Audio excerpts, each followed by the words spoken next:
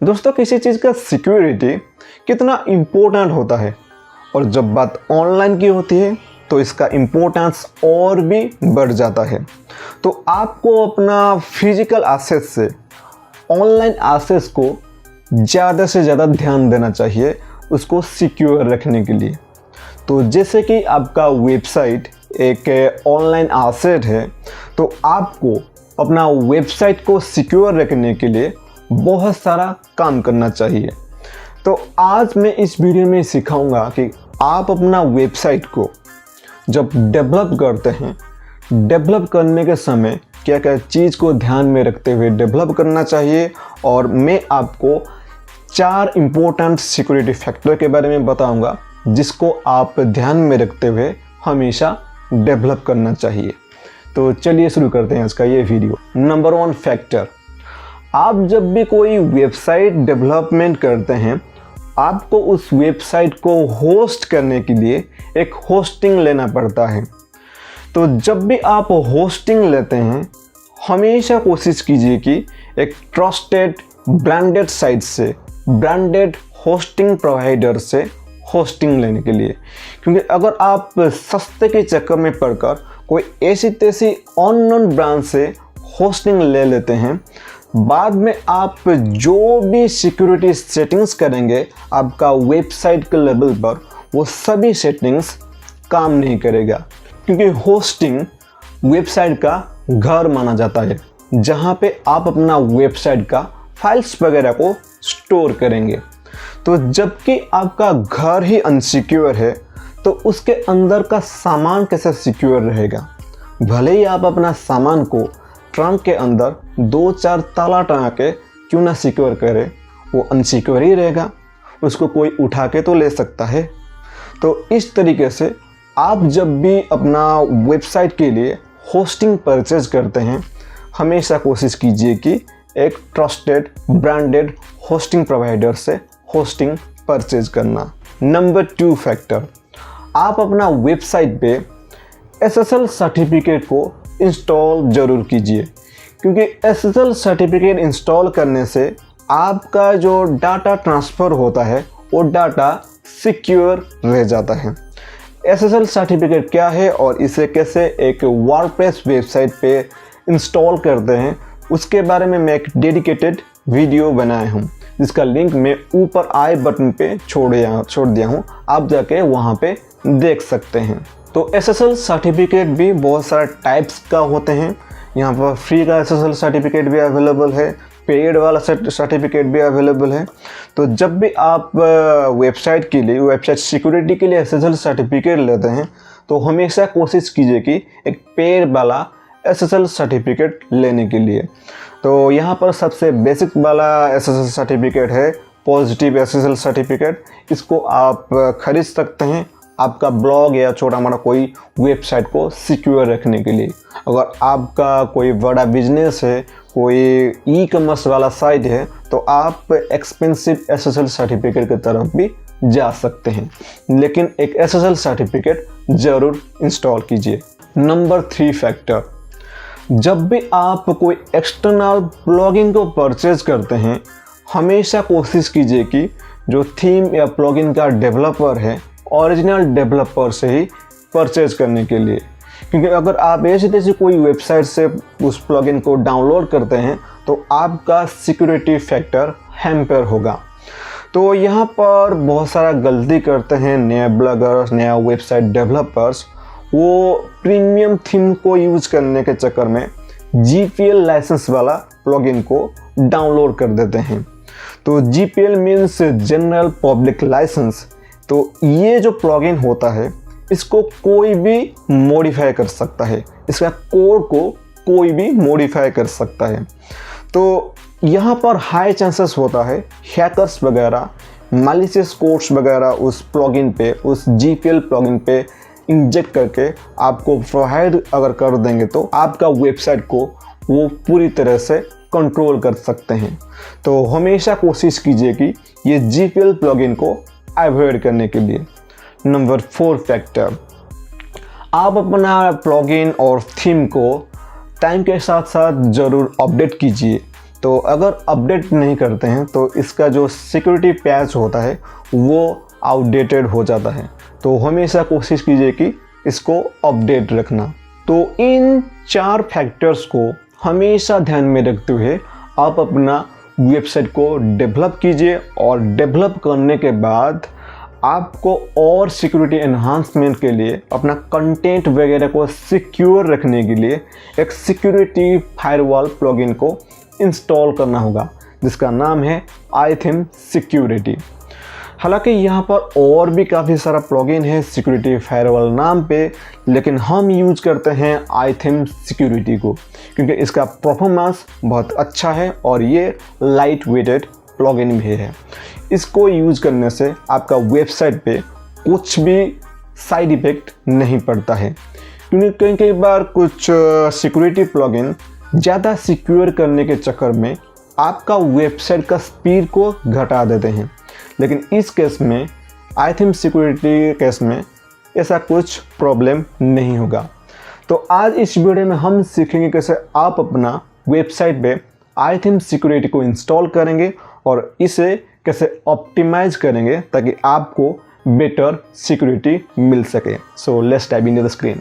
तो iTheme security को install करने के लिए आप अपना वर्डप्रेस का डैशबोर्ड पर लॉगिन करना होगा और प्लगइन सेक्शन पर आ जाके यहाँ पर आर न्यू करना होगा। देन यहाँ पर सर्च करना होगा iTheme।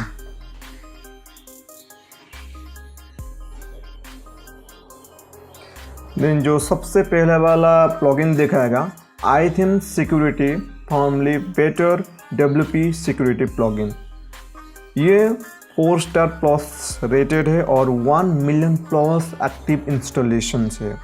मीन्स 1 मिलियन वेबसाइट पे ये अभी काम कर रहा है। तो सिंपली इसको इंस्टॉल करना है हमको। Then activate.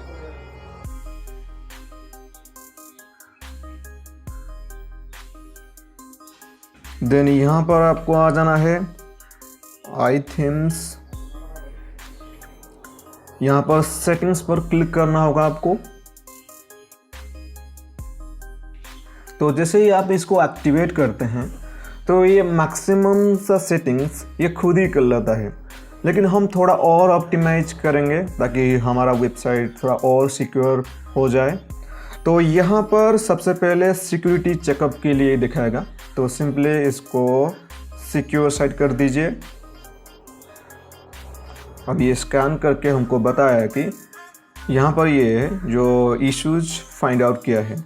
तो यहाँ पर ये दिखाया कि HTTP रिक्वेस्ट जो है रीडायरेक्ट नहीं हुआ है। मीन्स जब मैं बताया था SSL सर्टिफिकेट को आपको इंस्टॉल करना होगा।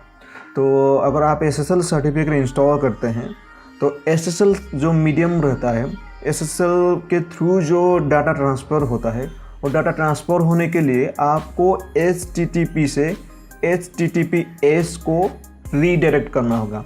तो हमको ये बता रहा है कि आपका जो सारे का URL है उनमें से थोड़ा URL अभी भी HTTP पर ही काम कर रहा है, वो HTTPS पर रीडायरेक्ट नहीं हुआ है। तो सिंपली इसको यहाँ पर क्लिक कर दीजिए। यहाँ पर अपना ईमेल एड्रेस डाल दीजिए। आपका जो ईमेल एड्रेस आप यूज़ करते हैं ये ईमेल एड्रेस डाल दीजिए। देन फिलहाल ये सभी ग्रीन पे दिखा रहा है क्योंकि हमारा ये अभी सिक्योर है। तो सिंपली मैं इसको क्लोज करता हूँ। देन इसके बाद आपको सिंपली चले जाना है यहाँ पर 404 डिटेक्शन पर। सिंपली इसे एनेबल कर दीजिए। Then configure setting. तो यहाँ पर जो हैकर्स होते हैं कुछ पेज को एक्सेस करना चाहते हैं, तो वो रेंडमली कुछ पेज टाइप करते हैं, जिसका नतीजा अगर वो पेज हमारा वेबसाइट पर नहीं होगा तो 404 एक्सेस एरर दिखाएगा। तो अगर ये मैक्सिमम टाइम, अगर ये रिपीटेड बेसिस पे 404 पेज डिटेक्शन दिखाएगा तो हम इसको आइडेंटिफाई करेंगे कि ये हमारा वेबसाइट को हैक करने का कोशिश कर रहा है। तो हम उस पर्सन को ब्लॉक करना चाहिए। तो यहाँ पर इस मेथड से 404 लॉकआउट मेथड से आप वो उसको ब्लॉकआउट कर सकते हैं। तो यहाँ पर दिखा रहा है कि 5 मिनट इंटरवल पर अगर कोई 20 एरर करता है तो ये अपने आप ही उसको ब्लॉक कर देगा। तो ये थ्रेशोल्ड लिमिट को हमको घटा के 10 कर देना होगा। मीन्स 10 एरर के बाद 404 एरर डिटेक्शन के बाद 5 मिनट के अंदर ये 7 दिनों के लिए बैन हो जाएगा। देन यहाँ पर कुछ एक्सक्लूजन है। यहाँ पर favicon, robot.txt, apache touch icon.png, ये सारा फाइल हमारा ज़रूरतमंद का फाइल है और ये फाइल को भी यूज़र भी यूज करते हैं। तो हम इस फाइल को एक्सक्लूड करना चाहिए। तो यहाँ पर ये अपने आप ही डिटेक्ट कर लिया है। देन इसके अलावा हम JPG एक्सटेंशन, PNG जो पिक्चर्स होते हैं, इमेज फाइल को हम एक्सक्लूड करना होगा। इसके साथ साथ CSS फाइल को भी हम एक्सक्लूड करना होगा, क्योंकि इसको एक्सेस करने से कुछ दिक्कत नहीं है। मेनली जो हैकर कोशिश करते हैं वो बैकएंड कोड को एक्सेस करने का कोशिश करते हैं। जैसे कि हो गया PHP फाइल्स वगैरह को वो एक्सेस करने के लिए कोशिश करते हैं। तो यहाँ पर आप वो बैकएंड वाला कोड मत डालिए। तो हम इसको अभी सेव कर देते हैं, सेव सेटिंग्स। देन इसको आप रहने दीजिए, सीधा चले आइए फाइल चेंज डिटेक्शन। तो इसको एनेबल कर दीजिए। तो अगर कोई फाइल चेंज होगा तो अपने आप ही जो ईमेल एड्रेस हम डाले थे उस ईमेल एड्रेस पर ये फाइल चेंज का जो नोटिफिकेशन हमको चला जाएगा। देखिए यहाँ पर कॉन्फ़िगर में, यहाँ पर इसके अलावा ये फाइल्स के अलावा अगर कोई अनवांटेड फाइल अगर चेंज होता है तो हमको ये नोटिफाई कर देगा। तो सिंपली हम इसको सेव करते हैं। देन इसके बाद आ जाना है आपको सिस्टम ट्विक्स के अंदर, सीधा इसको एनेबल कर दीजिए। काफ़ी इम्पोर्टेंट सेटिंग्स है। Then configure setting. तो यहाँ पर आप सबसे पहले सिस्टम्स फाइल्स को, ये प्रोटेक्ट सिस्टम फाइल्स को ऑन कर दीजिए। मीन्स ये जो हमारा जो सिक्योर फाइल है, जो हमारा मोस्ट इम्पोर्टेंट फाइल है, like wp configure, install php, wp includes .htaccess, ये हमारा इम्पोर्टेंट फाइल्स है। तो हम इसको प्रोटेक्ट करेंगे ताकि कोई भी पब्लिक इसे एक्सेस ना कर सके। देन इसके बाद है डायरेक्टरी ब्राउजिंग, इसको भी चेक मार्क ऑन कर दीजिए। देन रिक्वेस्ट मोड, तो इसको आप चाहे तो कर सकते हैं या तो नहीं कर सकते हैं, क्योंकि इसे करने से आपका प्लगइन्स वगैरह का भी थोड़ा प्रॉब्लम होगा। प्लगइन्स भी कभी कभार ये एक्सेस मांगते हैं, तो हम इसे अभी रहने देते हैं। देन यहाँ पर चले जाना है फाइल राइटिंग परमिशन, इसको आप ऑन कर दीजिए। देन PHP अपलोड्स, इसे आप डिसेबल कर दीजिए, चेक मार्क ऑन कर दीजिए। देन इसे, ये दोनों को आप रहने दीजिए। चाहे तो आप इससे भी कर सकते हैं हायर सिक्योरिटी के लिए, लेकिन कभी कभार कोई प्लगइन इसको एक्सेस करना चाहते हैं तो उस टाइम पे दिक्कत होगा।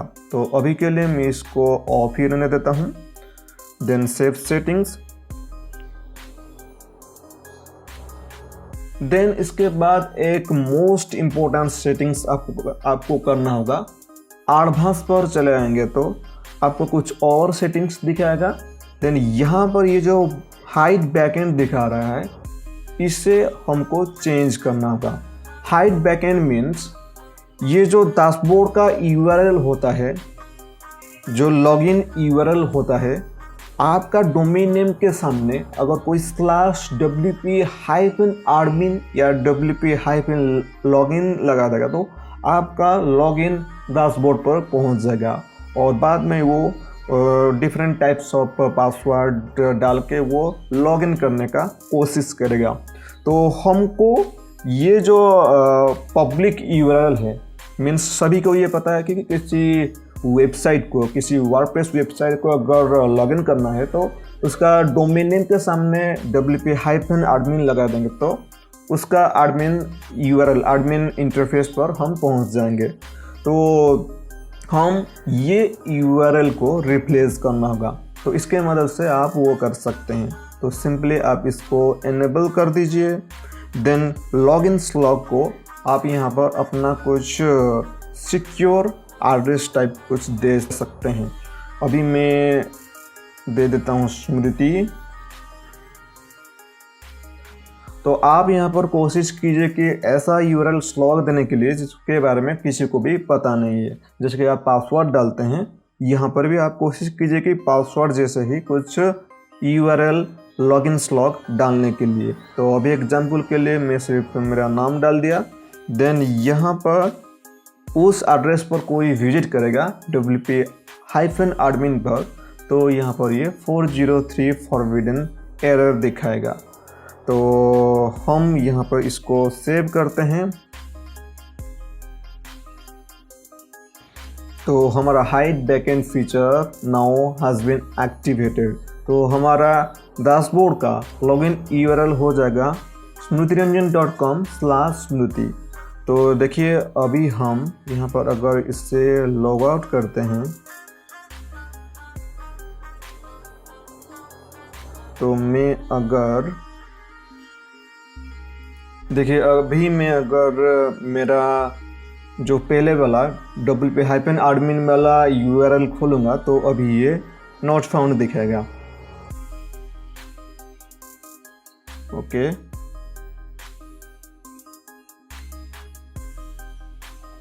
देखिए अभी ये not found, page not found show कर रहा है। तो हमारा URL अभी चेंज होके हो गया है, wp-admin के जगह पर स्मृति हो गया है। smrutiranjan.com/smruti अगर हम टाइप करेंगे तो हमारा एडमिन डैशबोर्ड ओपन होगा।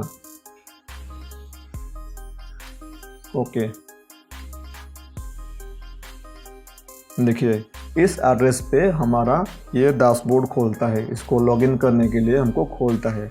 तो सिंपली मैं अभी मेरा यूजर आईडी और पासवर्ड डाल के लॉगिन कर सकता हूँ।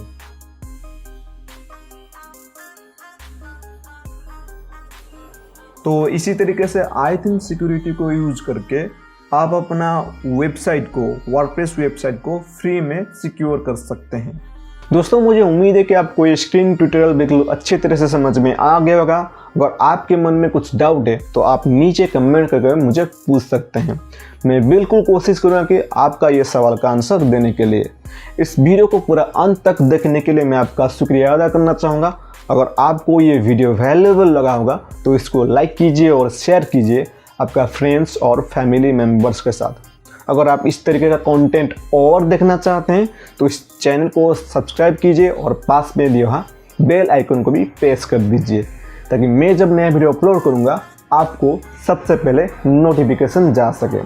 सो thank you for watching this video. मिलते हैं अगले वीडियो में। Till then a very good bye.